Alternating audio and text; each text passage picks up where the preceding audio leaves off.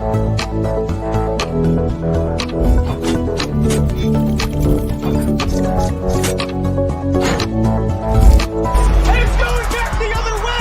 on a suit, drink water, don't drink and drive. Game over! Take it light. Okay? Now you're more fluent. Mackinac, he got free! Up, Bears. So this is really good right here. Absolutely. Let's do it. Welcome back to Texas Rangers with the Boys. We are the Boys, your daily Texas Rangers podcast by a couple of pro wrestlers who love Rangers baseball. And we want to thank you for making us the first listen of your day. This is your boy Kev, aka YBK. And let me tell you guys, if you want the best intro that we've had to a show in 2024, you gotta go check out our exclusive content down on the farm with the boys, because we were off the chain yesterday. And I know this because we're picking up subscribers because of how just hot we were yesterday on the show. It was a lot of fun. We'll tell you a little more about that later. Also, your Rangers are 11 out of their last 14. They're just hanging out behind. They're actually closer in the wild card than they are in the division. We're going to talk about that, maybe what they could do to do what they got to do what they got to do.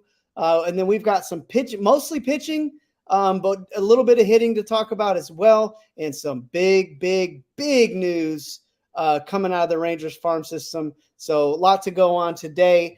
Before we get into that, let's talk social media. You can check us out, TX Rangers WTB. Don't forget to check out the website, TexasRangersWithTheBoys.com. All one word.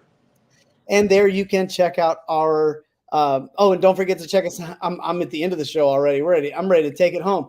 Also, you can check us out right here on the Sports Fluent Network on YouTube. All you got to do is just search Texas Rangers with the Boys. We will pop right up, and you can watch our made-for-TV beards all day, every day. As always, joining me, my co-host, the 300-pound manimal, a.k.a. Bull. How we doing? And I guess you got to tell them at some point about your social medias. Hey, doing pretty good. I had a productive day yesterday. I scalped my yard, got seed down for the upcoming fall season, so I'll have green grass all winter long. I got out to the store, made sure that my mom has ice cream and cookies, because those are the two most essential things in her life. I love her. That's why I go to the Sprouts to get those for her, so they're organic, so they're not made with anything artificial that'll make her sick. Right. But anyway, she has to have that stuff while I'm gone, and I'll be hitting the road tomorrow for Pennsylvania, so I wanted to, make sure Mom was taken care of, because she takes care of my dogs while I'm out of town. So you got to take care of Mom. But I had a real productive day yesterday. Got a lot of stuff taken care of. Got all packed. Got all those clothes cleaned and all that stuff. I had a real. I don't have anyone to tell anymore. So I'm telling the fan base. Hey, look, I got some stuff accomplished. Are you going to make a stop on the way to possibly see another Michigan football game, or is that on the way back? No, this is in October. Oh, Michigan Illinois game is October 19th. Oh, okay. I'll still be coming back. I have a wedding to attend up in the Northeast in October. Okay. So I'll be going to a wedding, and then on my way back from the wedding, I'm going to stop down in Indianapolis, pick up the Bull Man. Okay. And pick him up to go over to Champaign, meet up with John, and we're going to watch Illinois, Michigan in style in Memorial Stadium in Champaign. And like you said yesterday on the show, if there was ever a year Illinois could go get them, this is the year, man. The one. Yeah, they've got a good defense, and they got some ball hawks back there in their secondary. So, they could play with Michigan, I think, this year. Yeah, Michigan has a brutal schedule this year too. They got USC coming up in a couple of weeks, so there's going to be a lot of tests for this team. Go ahead. Illinois has Oregon, but I'm looking at Oregon right now going, it might be a down year for Oregon. They might be able to get Oregon. I think they got Penn State on there too. So there's some tests coming up for Illinois, but let's have fun while they're 2-0 and they're actually winning some ball games. Normally most teams should be 2-0 at this point, Right. but that's not an Illinois thing. That's we're normally already we're like low 2 by now, Low. But anyways, let's let everybody know. Manimal Bull on Twitter, Instagram, Manimal300, both Facebook and TikTok at Bull Pro. Also coming up, don't forget October 18th, the day before the Illinois-Michigan game. 2YA. I did it wrong again. That's okay. 2YA, the second year anniversary show of Matt War Pro. It's going to be at Martin House Brewing Company, Friday, October 18th. Bunch of big wrestling matches, big title match for the Trinity River Heritage title, and our friends from Starry's Ice Cream will be out there. They'll have food on site, and you can get all the Martin House beers that you want in the tap house, on the back porch. And if you want to take some home, feel free to grab some from your bartender there inside. So Friday, October 18th, it's going to be a big time at Martin House Brewing Company for 2YA, the 2-year anniversary of Matt War Pro. Well, I popped off camera there for a second, so you might have thought that I TYA, but I didn't. I know my mom pops onto here and listens to these episodes for sure, and I know my sister does too. And I know around the Fraser house, we knew what TYA meant. So it's a very Texas thing, and I'm not going to stop bringing it up because it makes me laugh until we stop saying it. You got another month, so it'll be great. Yeah, I'm going to keep saying it. Well, Rangers, hey, look, Rangers, 11 out of their last 14 for a 78 winning percentage. 6.5 back in the wild card, 7.5 back in the division, playing the best baseball of the year right now, and almost kind of like the teams pick up, they get these identities, right? Well, the Rangers are like the comeback kids all of a sudden too. They've come back from more games this year than they have in probably the last decade. Last year they didn't come back in any game. No, they didn't have to. They were winning by 10, either winning by 10 or losing. There most of the nights there was no comeback for a 7-1 deficit. No. Yeah, but I mean, look, all year long the starting pitching has done a good enough job of keeping them around for 5 or 6 innings. The bullpen has done enough. The back end of the bullpen has been fantastic. Outside of the early hiccups from Jose Leclerc.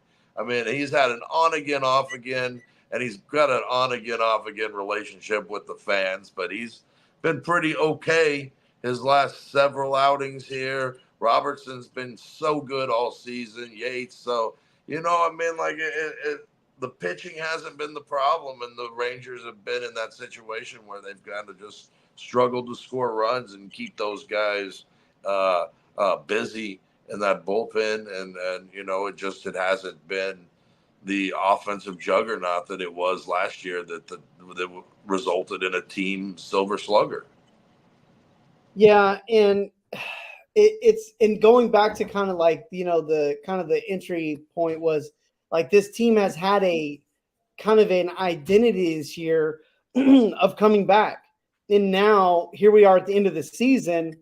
And we have nothing else to talk about except for can they come back, and can they come back and make the thing happen. So their story's they've already written a story of that's kind of who this team is. So maybe they saved the best for last. Well, and like you said, we're talking about 13-5, 14-4. Yep, that's what we even have a chance. Yep, that's asking a lot. I mean, that's asking a lot, but they've played really good baseball lately. They've hit the ball. They've gotten good starting pitching. We've seen some good young starting pitching. And speaking of good young starting pitching, let's pick up where we left off yesterday. Right. With Jack Leiter. Yeah, let's pick up with Jack Leiter. Because We didn't really get. I mean, I would say what we had only a couple of minutes to talk about the start that he made on Saturday night, and because we were running up against time last night with so much to talk about, and I really didn't think that we gave Leiter, and you agreed with it the moment that we talked about it, enough time for what he did the other night. His outing was really good. He had a little bit of struggle there early in the game, but once he picked up, his command was good. Once again, through 5 innings with a pitch count in control, something like 75 or 80, something like that, enough for Bochy to have some confidence to send him back out. It wasn't the 65 or whatever it was against New York, but it was still a really nice pitch count. And I thought 5 innings of Leiter the other day was really good. And if you had watched, you watch the game, you look at it and you're like, dang, Leiter was really good. 6 strikeouts, 5 innings. The stuff was good. The fastball was good. The breaking stuff was good. He was able to command that changeup just a little bit better than he had all season long so far in his major league starts. So the improvements for a guy that last year, we talked about this last night, for a guy that last year at this time was just coming out of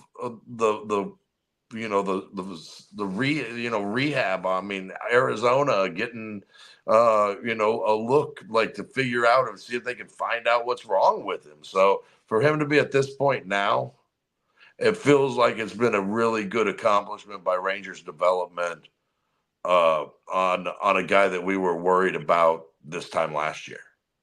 Yeah, and remember, he started the game off with giving up a homer, hit by pitch, and we all are like, uh-oh. You can't help but not, because we've seen it happen already. Mm-hmm. But after that, he only gave up 1 more hit and 2 walks. So he gave up 3 more base runners after that kind of start to the game.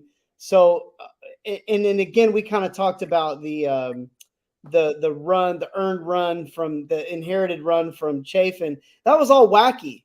Like, it was kind of a wacky scenario. Yeah, it wasn't like it was like he was getting hit hard and he put guys on base and they brought Chafin in and Chafin couldn't get him out. Well, and also don't forget that walk scored from second base on a wild pitch too. Right. So yeah, exactly. So it's kind of like just kind of talking about it. And I would say with Leiter, I think what and then he also had a wild pitch in the first inning. And again, in his command has been kind of the thing. But then he comes into the second inning, strikes out O'Hoppe, gives up a single to Drury. Then Cavadas flies out, and then he goes and strikes out Bryce these Angels names, man, what in the world? Teodoso, but comes back in that second inning and literally just makes short work of him. And again, like when he's good, it's when he's on the corners, changing speeds. He's not always in the strike zone, but he's around the strike zone. And that slider, man, when it's like if I'm looking at the box, and it's like to right-handers, when it's like just a hair outside and just a hair down, like below, like down, like just in that bottom quadrant outside of the strike zone, that's when that pitch is brutal. Not like way outside, but I'm talking like just on the corner, just off the corner. Yeah, even on the black and you've seen it a lot too. And one of the things that I've really been impressed by is his ability to throw that pitch in 3-2 and get looks and get guys to try and think that ball's going to drift, and it ends up staying in the zone. Well, and then he goes into the third inning. Taylor Ward ground out, Zach Neto strikeout, Nolan Shanuel strikeout. 2 best hitters right there in the 3 best hitters, because Ward's been hot as. Ward's their best hitter. Yeah, he's been on me right now. If you're going to trade for somebody, though, you're trading for Shanuel or. Oh, absolutely. You're talking about their best, but he just mowed down their best guys in that third. Goes into the fourth, gets a ground out from Rendon, gets a ground out from Moniak, and then we had the great play by Zeke Duran over there on the wall Yes. Gets a Yeah. little, Big but cat. you need help from your defense, man. Mhm. But like 2, 3, and 4, he was. Well, And remember, I mean, hey, even a Hall of Famer loves a little help from his defense. Remember when Wyatt Langford went up and took that Mhm. one from Max Scherzer, and how excited, I mean, so even a Hall of Famer can use some defensive love. Comes into the 5th inning. Brandon Drury strikes out. Cravata strikes out again. Teodoso flies out to center, and then he gets Ward again. Strikes out. Gets Taylor Ward to strike out swinging. So like I remember very distinctly the way he was pitching, especially in that 4th and the 5th inning. He was just his command was really, really, really good. He again randomly will throw a pitch that just like 3 feet out of the zone. And then, but Well, it's almost like he overthrows one. He gets to a point where he's like going good, going good, going good, and then he tries to overthrow something, and he ends up a couple of feet up over out of the strike zone. yeah, and then Nito walks in the top of the 6th.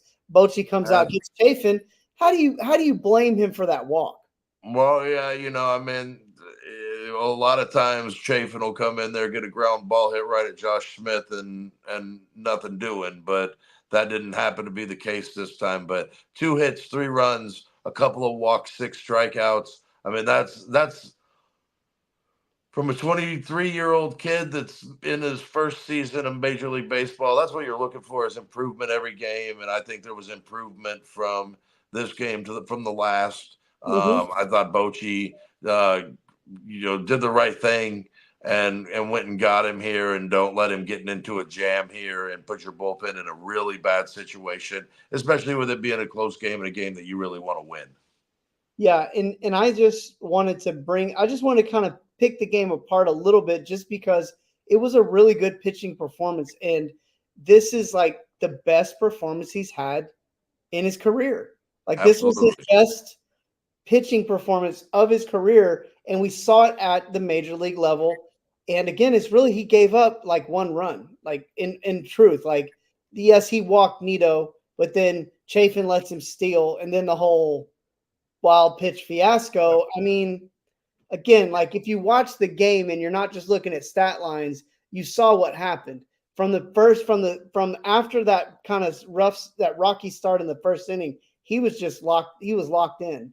Yeah, agree. I agree, and I think that's a fun little topic with Leiter, because it's fun to watch these guys that you've been dreaming about how good they're going to be for 3-4 years now, and now they're here and they're starting to perform a little bit, and that makes you feel good about what's going on with the organization, the development, because like we said, it was rough last year at this time, just at this time, or I mean, maybe a month ago, 13 months ago.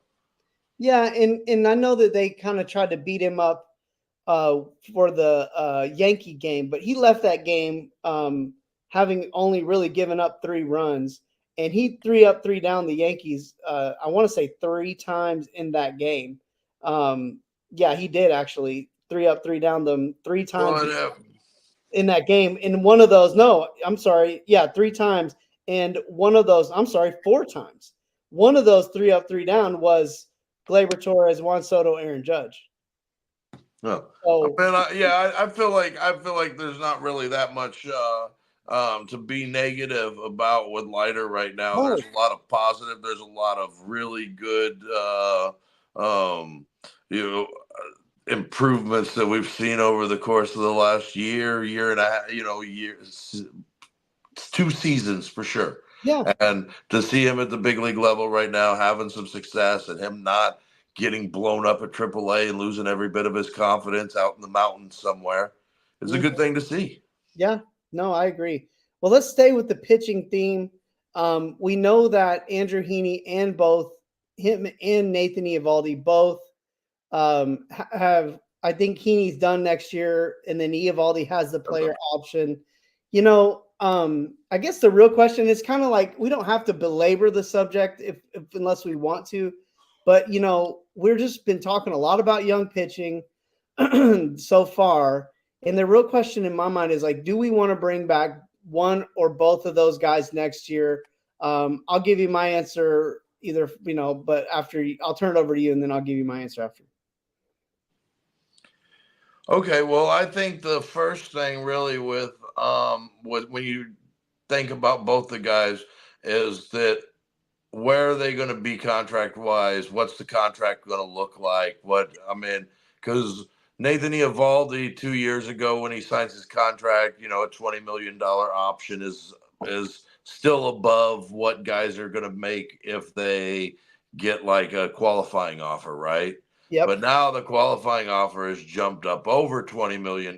So is it in Nate Eovaldi's best interest to go ahead and decline his player option and then coming off of his best couple of seasons stretch, go out and test free agent market again and see if he can get somewhere closer to 23 to 25 a year and get somewhere more like 70 over 3, 75 over 3 even. And, so I don't know that the Rangers are going to pay that. Right. I think the Rangers do have some absolute monsters coming in the minor league system, but that doesn't mean they're all going to work out. That doesn't mean that everything's going to go great for those guys. It doesn't mean that the Rangers might not get into a spot where they need a veteran and they have to, mortgage one of those guys to win next season. Right. So lots of things can happen between now and then, or now and when a Toyota, Brat, Acker, whatever the case may be, those guys can get up. But right now you've got Rocker, you've got Leiter on the way. So you're going to, at some point next year, you want those guys to be in your rotation, and you want them to be in your rotation for a long time going forward. So with that, then you've got 1 year of Molly. You've got, 3 years, possibly 4 left with DeGrom. And then you've got Cody Bradford, who's still on a rookie contract and is probably 1 more year of Gray. 1 more year of John Gray. And 1 more year of John Gray, who I believe will probably get an opportunity to start the season in the rotation, but will probably move to the bullpen at some point to prolong his career and be able to get himself another contract doing something where he can air it out and let it go at 96, 97 miles an hour and use his slider as a great off piece that gets guys out late in games. So that may end up being the case with John Gray next year. You never know. I'm not 100% sure. So they've got options. They've also got, they're going to be able to spend probably this offseason, depending on what happens with the TV deal. We're not even 100% sure what's happening with CY just yet. So there's a lot of things that you're weighing on. But as of right now, I don't know that you want to go into the season next year with Leiter and Rocker at the major league level. Yeah. Not sure yet. We could be completely changed on that with Rocker in 3 weeks. Like, this dude is a major leaguer. How, what were we waiting on to wait until September 13th or whatever? So, but topic at hand, Heaney, Eovaldi, I probably don't see either one of them coming back. Heaney's earned himself money. He's earned himself a couple of years. He's probably going to get 2 in like somewhere around 35. Yeah. So you're talking maybe even 40. So Heaney's just done enough this year. He's been really tremendous for the Rangers, and I know that we've had people at times that have been really frustrated with him, but his work this year has been great, and he's going to get paid somewhere because he gets outs. And he gets outs. He works fast. He doesn't have arm issues, just different things that, he's got a lot to like, and someone's going to pay him. So, all right. So I'm going to chime in. So last year, now with Eovaldi, and I think this is an interesting topic. I think it's actually going to, and again with him, I don't know what his time period is, but if I'm him, and I know that I'm not him, but if I'm him, I'm looking at the last year's free agent thing and how it went, and you're looking at a guy like Michael Lorenzen, who, for the most part, numbers are extremely comparable to Eovaldi, and he's younger. And he got a 1 year deal for less than Eovaldi would be opting in on his qualifying deal. Looking at the guy, what's the cat, Flaherty, he got 13 this year. and on a 1-year deal. So they weren't passing out 3 for 70. But those guys, you're also talking about Michael Lorenzen, who fell out of the rotation late in the season last year, and Jack Flaherty, who got traded and fell out of the rotation late in the season, who were both coming off of struggle years, whereas Eovaldi's coming off the 2 best years of his career, a World Series championship, a lot of really good things to talk about, and being a straight-up dog in the playoffs. I didn't jump in your heel and refute it and just tear it, just shoot it to shiznit. So just let me get through my deal. So with Eovaldi, he is older. He does have a history of injury, and I just am wondering if he wants to risk it when he's got guaranteed money sitting there, guaranteed $20 million sitting there on the table. He's 37, 36 years, 34 going, he'll be 35. So it's like, I wonder if like another guaranteed year of $20 million with the Rangers, don't risk it in terms of like the free agent market, maybe biting him in the, what, and not getting the money that he wants on the market. Comes back, has 3 really good years with the Rangers, and he stays healthy back-to-back years and gets 25, 30, and 27, 28 starts with the Rangers 3 years in a row at 35 years old. Now he might be looking at a really nice $30 million possible contract coming off of that. I'm only playing devil's advocate on this because I think that there is a benefit. There's a lot more benefit with him to pick up that option than it might seem on the surface based on the way that the free agent market went last year. Because remember, Blake Snell didn't sign till late. Jordan, which is a better pitcher than Jordan Montgomery, didn't sign until late. And those guys are both guys that you expect to get more per year, or at least you did at that time than Eovaldi. So I think with Eovaldi, there's a chance he might opt in just because it's safe. Heaney, I don't think you can bring him back because I think he's going to be more money than you want to pay him because he's had such a good year this year. He did have a good year last year. And so I do think I do think he's earned a check. And like you said, the big thing with him, he's younger. He hasn't had arm problems. He's starting to show that he's got some durability. And he might be also showing that maybe his best years are to come. So, I think if Eovaldi, I'd love to see Eovaldi opt in because I want the depth. I want to bring Heaney back, but I don't think we're going to be able to bring him back on like a cheap, team-friendly, short-term deal. And that's all I think that you really need from either one of these guys. So, yeah, no, I like the optimism on him opting in, but I'd be hard-pressed to think that Eovaldi will opt in. I think he'll test free agents, and I don't know, you did make good points. I mean, Blake Snell and Montgomery should have gotten paid last year. Neither one of them did. So, the points are there for both ways. But I would feel like Eovaldi probably, this would be his time coming off of his best stretch to go hit that market. Because if he opts in and it doesn't go well, he's just got $20 million and another chance to have to reclaim him, reprove himself. Yeah, I think it's tough. It's tough there's a risk either way with Eovaldi, because again, the free agent market last year for pitching was not good. Who knows what it's going to be like this year. And Nate's one of those guys too that he could miss the whole season next year. You never know. He's had 3 pretty good ones in a row.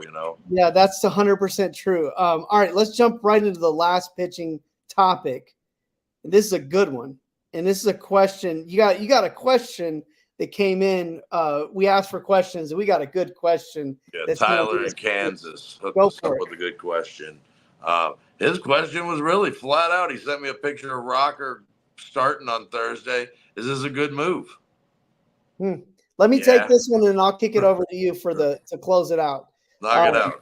Yeah. So, because I'm simple. Yes. All the way. It's a great move.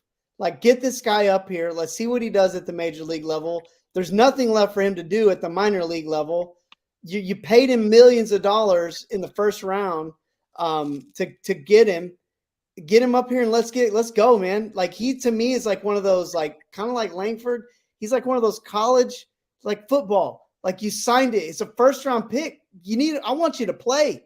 Get out here. Go start selling some freaking tickets, man, every 5 days. Like get him out there, get him playing. Let's see what he does. I don't think there's anything for him to do at the minor league level. We don't know if his health is going to last forever. So like get every freaking dollar, every inning, every rating you can get out of this freaking nature, and let's see what he does at the big league level.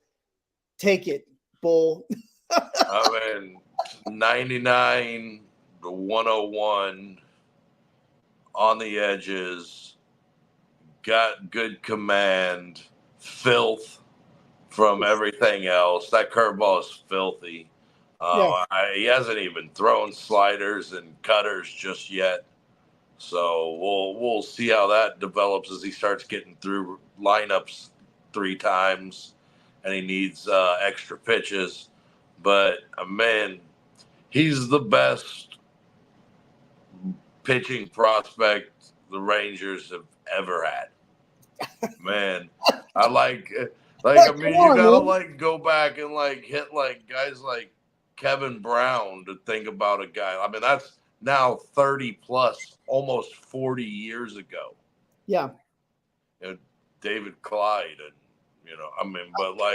but for real, I mean, I'm just overly impressed every time I see him, whether it was blowing kids away at the Arizona Fall or Arizona Complex or getting to Frisco and being just lights out or moving to AAA and just continuing it. I mean, when he's given up 2 runs at AAA, he gave up 3 runs at Frisco and a couple of runs in Arizona. Man's out of control. Let's see what he's got. Thursday is going to be a big night for the Rangers. I mean, future. Yeah. And really. He's the best pitching prospect the Rangers have had since Jack Leiter. And then literally, Jack Leiter's the best one they've had since Kevin Brown. I mean, it's been a long time, man. Yeah, and really, I mean, I love Leiter and I love what he's got, but he's not nearly the prospect that, I mean, he doesn't have Rocker's just insane. And I mean, this is going to be kind of cool this weekend or this week to see Eovaldi, Bradford, Rocker, DeGrom, Scherzer, and Leiter all pitch over the I mean, that's going to be great. Who said the Texas Rangers don't have pitching, right? Talk about some ratings too, man. Talk about making news in the league. I mean, this is going to be a week where everybody's going to be watching. And one more thing with Rocker, I like the decision to have his first start be at Safeco, where it's pitchers, so pitcher friendly, and give him an opportunity there. So a lot of the cool stuff for Rocker. Congratulations to him. I'm waiting. I'm ready. Let's do it. Yeah, it's a buzz. There is hopefully a buzzsaw coming to Seattle. Well, hey, we're going to talk a little bit more about. We got a couple more topics and we got a preview coming up. But hey, before we do that, we've been talking prospects. Yeah, we're going to talk. We got prospects to talk about, and we just got through talking about prospects. So I'm going to tell you guys about our exclusive content down on the farm with the boys, where we cover all things Rangers minor league. We went through our top 10 yesterday. And man, oh man, it was good. It was gooder than good. A lot of guys on there, I mean, that we've talked about a lot of guys on there we haven't talked about. And, the season's wrapping up. So we've got the body of work. We know what we're looking at with a lot of these guys. And, there's a couple of names we left off there for the simple fact that we're going to talk about them here today. But, we're going to go around the league. We're going to talk about who the best position player was for each respective level and who the best pitcher was for each respective level. And then as the offseason goes on, we'll do deep dives into every position, starting pitching, left-handers, right-handers, relievers, you name it. We'll be getting into all that stuff. So go to our Spotify page, or you can go to our website, TexasRangersWithTheBoys.com. All one word. And you can subscribe for $1.99. I don't even think I told you the name of the show. It's called Down on the Farm with the Boys. And we cover all things Rangers minor league. All you got to do, man, is subscribe. And you make us you make us your one-stop shop for all things Rangers organization-wide. I'm telling you, it's fun. We had fun.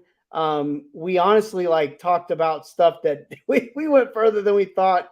And there is a Benjamin Hartle sighting on the show. So if you don't know what that means, you need to go subscribe. You need to go listen. Big shout out to our farm hands, especially our new farm hands who are now subscribed. So we're picking up subscribers as we go.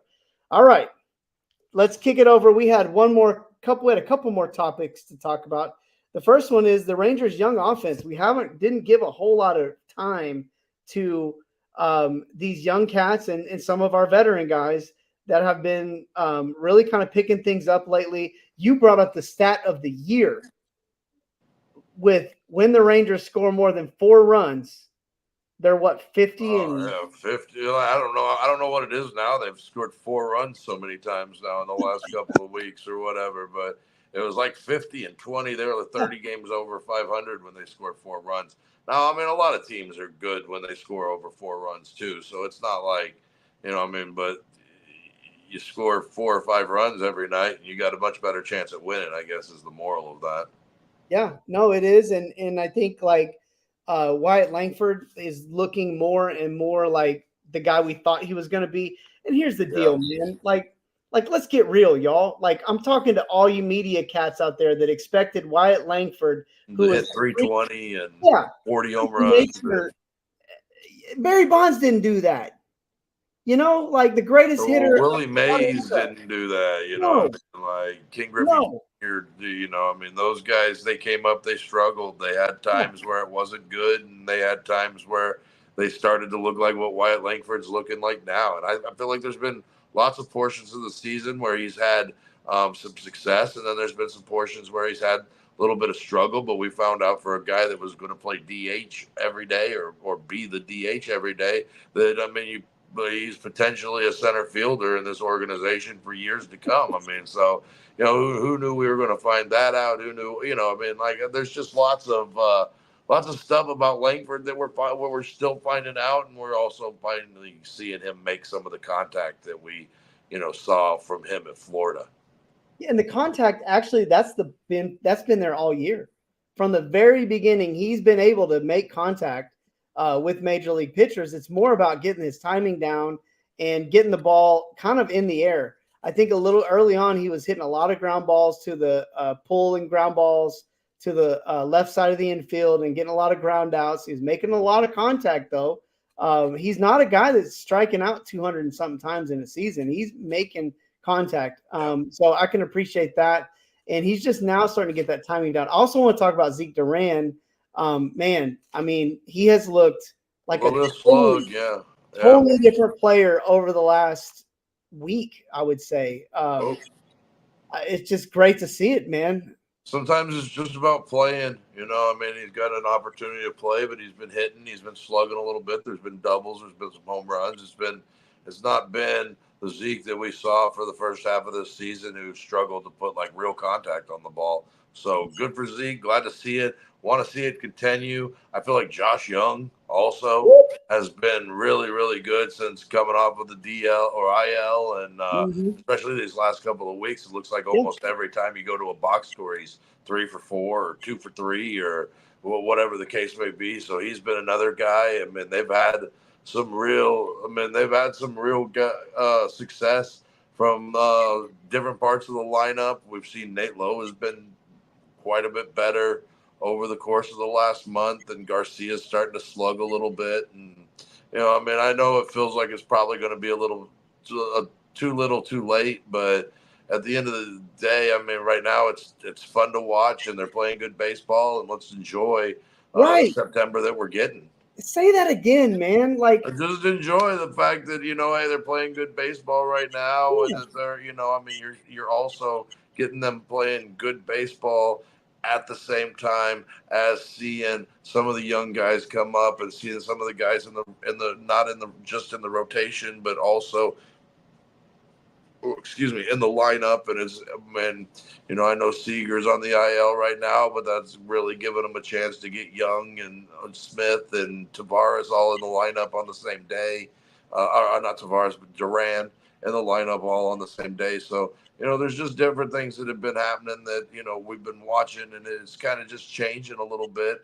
I saw the topic of could Wyatt Langford be the center fielder of the future with the Rangers just like a couple of days ago. And we talked about that a week ago about how really like we may be seeing him, audition for the center field job next year, especially if they have the idea that Tavares could play, in a platoon situation with Evan Carter. If neither one of them are going to be able to hit, lefties, it's going to be a struggle.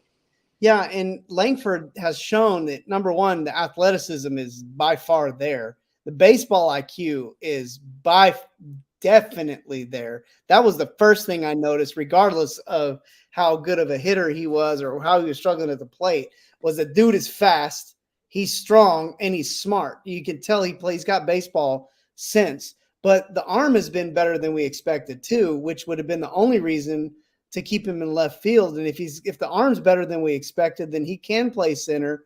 I just think, again, it's a guy that's versatile, that can help your team and willing to help your team in any way. One thing too, I want to add to the Josh Young thing, players are kind of pattern kind of guys. They have the kind of routine patterns. I remember last year when he had to take a little time off, he came back a little slow. But once he was back, he was back. And I feel like that's what happened. He came off the IL. His numbers were crazy because he started the season just red hot.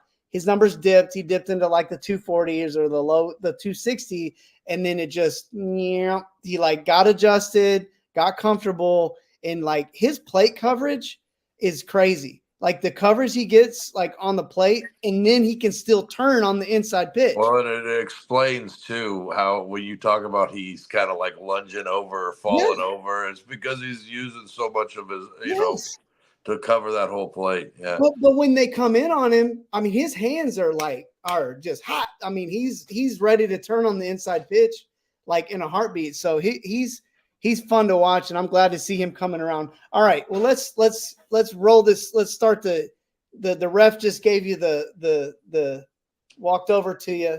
He took your hand and he gave you the old. He gave you one. Yeah, just the office. Yes, the office call. So let's get our last subject in, because I think if we don't talk about it now, we might not get to talk about it, or it might find a way. Yeah, and it's really an interesting topic for Ranger fans that want to go a little bit deeper than just being a Ranger fan.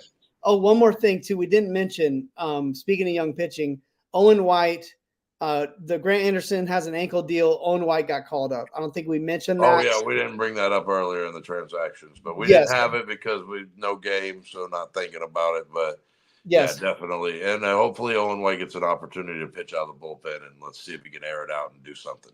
Yeah, because he's another guy that we didn't talk about earlier when we were talking about young pitchers, and that's what we're about to talk about. So we got a cheesy subject name, but of course I love cheesy subject names. And I also like when I can say the same thing 3 times or more in one sentence. I didn't get the same thing 3 times, but I got them to rhyme 3 times. So five Rule 5 guys. We got 5 Rule 5 guys to talk about in their all burger segment. What's that? This is a burger segment. Five Rule 5 guys.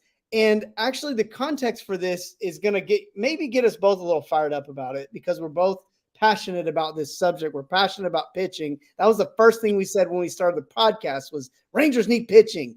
And we're passionate about pitching. We're going to talk about pitching. We're not going to pull punches when the Rangers try to go back to the old Rangers and just hit balls and not have any pitching. Well, Justin Slayton, Mason Engler, both got taken off the Rangers, got taken away from the Rangers in the Rule 5 the last 2 years. Justin Slayton only went over to Boston and is their setup guy now. Hey, he pitches in the late innings somewhere there. Yeah, I think he is the setup guy over He's a leverage guy, and wouldn't that be nice to have a guy to pitch in the 7th? Yeah, I agree. And, and especially whenever he goes there, pitches in the, late innings for a pretty good Boston team. And the Rangers have DFA'd one of those guys as they kept over him. Yeah, I mean, we lost. We DFA'd Yuri Rodriguez, DFA'd Antoine Kelly. Both of those guys are guys that we could have. That Justin, do you really want to hear what Justin Slayton's line is right now? No, I'm telling you anyway, because the fans need to know. The fans need to know. Justin Slayton has only in 37 appearances thrown 48 innings, 50 strikeouts with a 317 earned run average, with a 0.972 whip. His whip is under 1 for Boston. Wouldn't that have been nice to have in that problematic 7th inning? Yeah, probably would have been nice to have all season long. It's, yeah. No, I mean, I agree, and we talked about it earlier in the year that he was going to get drafted. We were like, there was no question about it. And then for the Rangers to take a guy later in the Rule 5, it hurt my feelings even more. Yeah. I mean, that's all like that. Yeah, and then on top of that, they got to hold on to this guy again for at least opening day next year to keep him. So let's talk about these guys that we have. We got 5 guys, because now also Mason Englert hasn't had a great campaign at the pro level, but he has shown some really good flashes. But I mean, he's only in AAA this year, got a 295 earned run average, and 42 innings. He struck out 56 players. Well, and a lot of that is for him to go back down to be a starter. Yeah. A lot of that, because I mean, the idea is still for him to be a starter. They just hit him in their bullpen last year, gave him long relief opportunities in situations where it was good for him. Yep. And so, 2 AJ guys. Hinch is no dummy. What's that? AJ Hinch is no dummy. Not at all. So we've got 5 Rule 5 guys that are coming up for the Rule 5 draft this year. If you listen to our Down on the Farm with the Boys show, you know about the Rule 5 and the rules and all that cool stuff. That's coming in October. We got 5 guys that the Rangers I think all 5 of these guys are going to pitch in the major leagues. Maybe they don't have long careers. Maybe they're not going to be Hall of Famers or even All-Stars, or even maybe like guys that are going to pitch every day or whatnot. But there is going to be teams that are going to give these guys a chance to pitch in the major leagues, because they've got the potential, they've got the stuff. 2 of these guys are 6'6", 250 pounds. One of them is Robbie Alstrom. The other is Grant Wolfram, not Wolfram, Wolfram, a names guy. He's made our names episode. Ryan Garcia, who is he a major leaguer? Is he a major leaguer? He's a major leaguer. Like, he went from that to, it was like, he's kind of like Slayton to me. Is he? Oh yeah. He is. He's really been able to put last year behind him. My God. Yeah, I don't want to keep major leaguer. bog it down. No, and then Dane Acker, who we both believe like he at least deserves a crack at the major leagues, because he's got the makeup of a big league pitcher. And then going back to Carson Coleman, like, what are we going to do with this guy? So all 5 of these guys, Alstrom and Wolfram, are definitely bullpen guys that are dominant arms, big guys that they don't all the stuff isn't, we're not talking 100 mile an hour, but they're high strike. Good, yeah, good stuff. Well, Wolfram, I believe Wolfram's been Rule 5 eligible last year, maybe even possibly the year before that. But his arm hasn't been ready at those points. This year, he's probably in a spot where he may get taken in that situation.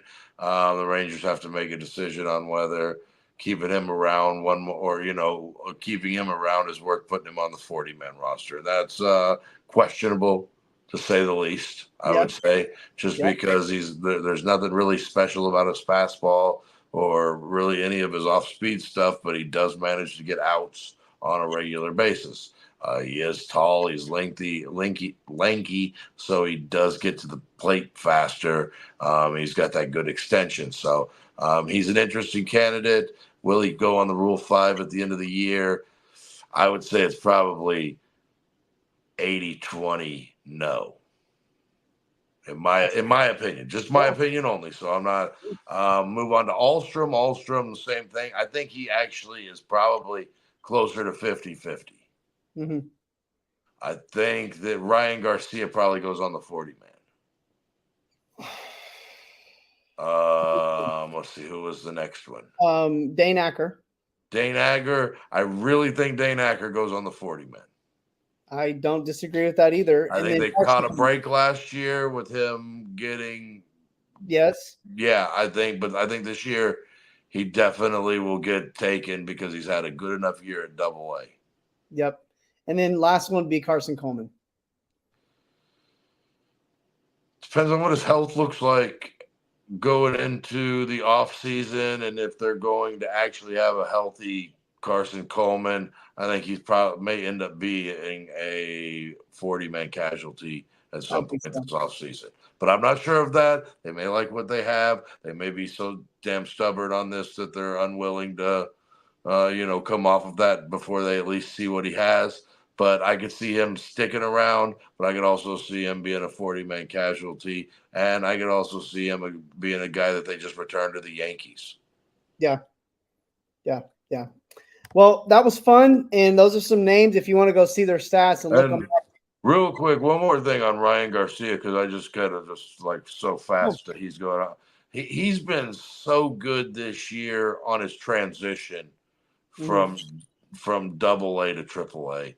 And that's a big deal, I think. I think that's a really big deal for him, a guy who struggled going from high A to a Double-A after having such a tremendous high A season with Hickory a couple of years ago. So good on Ryan Garcia. He's earned a 40-man spot, and I don't think there's any way that they can let him slide through. Yeah, I think he's a big league pitcher. I think that's the best way to put it. We talk about guys that don't give up a ton of home runs all the time on Down on the Farm with the Boys. We talk about that home runs per 9. He's sub 1 in that. The walks might be a little bit higher than you like, but the Ks are also higher. And still young. Yeah. It's just, and like you said, the whip has gone down drastically from 2023, where he just struggled adapting to a higher level. And we see this a lot. And I agree. You need pitching, man. You need it. And you got it. So use it. And I'm with you. Put him on the roster. Yeah. If nothing else, give him the opportunity to pitch at some point next year in the big leagues. Absolutely. If not, get something back for him. All right. Well, let's take it to. I'm going to kick it over to you. Let you preview these. Tuesday is a Game 5 rematch of the World Series last year. You got Nathan Eovaldi and Zach Gallen. That's always fun. And then Wednesday, maybe the Rangers' hottest starting pitcher, Cody Bradford, versus Arizona ace Merrill Kelly. And then, man, it gets more exciting, but we'll talk about it on Thursday. We're back on the air. But you got Rocker, DeGrom, Scherzer, Leiter all over the weekend. It's going to be a fantastic weekend in Seattle. Get ready for it, Mariners. And get ready for it, Ranger fans, because, hey, it's baseball, man. Yeah, we want to win the World Series. Hey, and let's have something exciting to go into next year with if it doesn't work out the way that we want it to. Exactly, man. And it's been an angsty year. So, let's get excited. Let's have fun. It doesn't, if you think you got to win every year, go be a Yankee fan. Well, it's hard to win every year. It's hard. The Yankees got 27, but they've been playing ball since the 1800s. Well, and just go be miserable. How miserable are fans like that? It's pretty miserable. Yeah. It's pretty miserable. Sports is supposed to be fun, and if you take them too seriously, you never have fun with them, and don't let it control your life like that. Make it fun to where you and your best buddy go on and talk about it instead of complain about it. Absolutely. Well, we got to take it one game at a time. Let's get through Gallen, who's always good, and then we'll figure out what we're gonna do with Kelly. Would have been cool to see Jordan Montgomery, but kind of glad we might still. He's in the bullpen. Noted. Well, hey, let's call it a day unless you got anything else. All right. Well, let's get out of here. Thank you, everybody, for tuning in. Don't forget to check out our website, Texas Rangers with the Boys. That's no for everybody that's listening. I forget not everyone's watching. I'm just shaking my head. Yeah. I got nothing left. He's got nothing left. Okay, fair enough. Don't forget to check us out on our website, TexasRangersWithTheBoys.com. All one word. You can also check us out on social media, TX Rangers WTV. Don't forget to check out that way. Oh, I already said it. I got my stuff backwards. Don't I forget know. to check us You out. threw me off, too. I thought You're ready to say it again. all one word. There it is. Don't forget to check us out on right here on YouTube on the Sports Fluent Network. All you got to do is go in there and hit that search bar, Texas Rangers with the Boys. We will pop up. Hit that subscribe button. Thank you for streaming us on your favorite podcasting platform. Big shout out to our farm hands on Down on the Farm with the Boys, who are our baseball fanatics, who love baseball so much they're willing to pay for it. And just in case you were wondering, Texas Rangers with the Boys win the pennant for whatever we call it, first place champions in the regular Division season winners. for the fantasy baseball. So we won by one game over Ranger Nukes. We tied it in the last week of the season to take that one gamer, and we will have bye weeks. I will keep you guys up to date how the playoff goes. But so thank you guys. It's been a lot of fun. I'm loving fantasy baseball. So been a good time. For the 300-pound manimal, this is your boy Kev. We are Texas Rangers with the Boys, and we are signing out.